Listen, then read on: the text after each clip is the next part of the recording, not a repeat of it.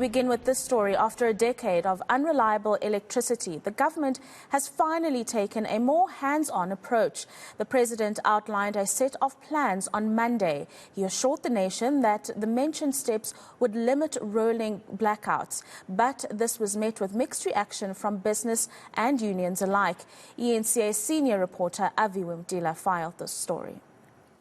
BMF will disrupt, let me tell you, true legal processes. Any plans of anyone who thinks that transformation, employment equity must be put at bay because we have an energy crisis. The coalition of the excluded have not been consulted. The president, before he made this announcement, there was some kind of consultation on what they were planning. There are issues that we appreciate. Different but pointed views following the president's address and set of actions to expel the country's energy crisis. Saftu believes the president's intervention is a way to fast-track the privatization of Eskom.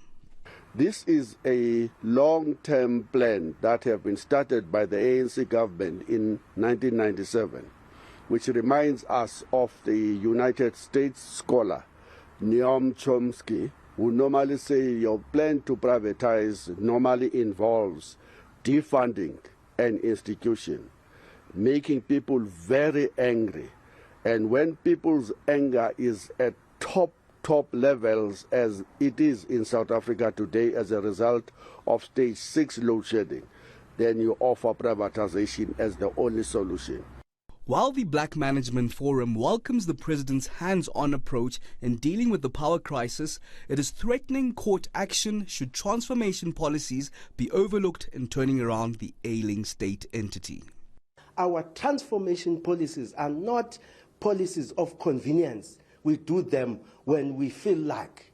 These policies are meant to drive the structural recomposition of our economy. We will not excuse even Eskom at the doldrums of ourselves dying without electricity for them to go and find white matriculants that are made to be engineers.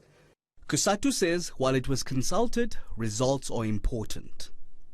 If they are implemented fully and if there is resources provided enough, I think they will make a difference. And you hear me, I'm saying if and if and if, because we don't know whether that commitment is going to be fulfilled. When they go to Treasure, will Treasure be saying, look, the president have spoken, we've seen in the past the contestation between the head of state and Treasure says, and the Reserve Bank says, well, we've got also a mandate to fulfill.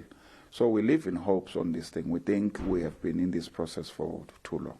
Kusatu says the taste of the pudding is in the eating.